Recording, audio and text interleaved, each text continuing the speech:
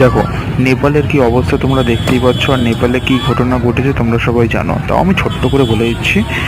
এই আন্দোলন হলো জেনজি আন্দোলন।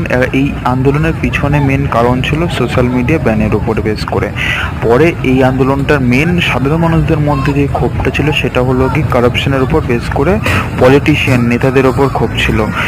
ক্ষোভটা কেন ছিল? কারণ সাধারণ মানুষদের কোনো রোজগার দিত না, কোনো কিছু নেই, একটু পর্যন্ত রোজগার করতে দিত না। একটু দিলেও তাও ঠিক আছে, একটু পর্যন্ত দিত না। আর ওইদিকে পলিটিশিয়ানদের ছেলেমেয়েরা বাইরের দেশে থেকে এই সাধারণ মানুষদের ট্যাক্সের টাকাতে তারা ইয়াসি করছে, ঠিক আছে, রিলস বানাচ্ছে, ফেসবুক টুইটার এরকম ছাড়ছে।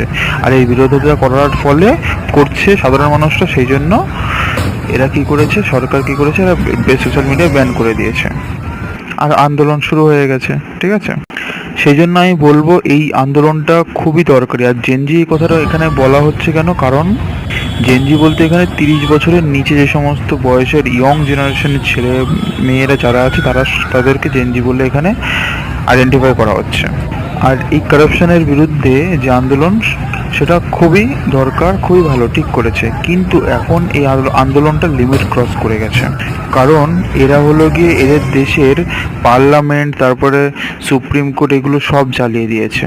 তাহলে তুমি বোঝো এরা কি সহজে এরকম জ্বালাতে পারে?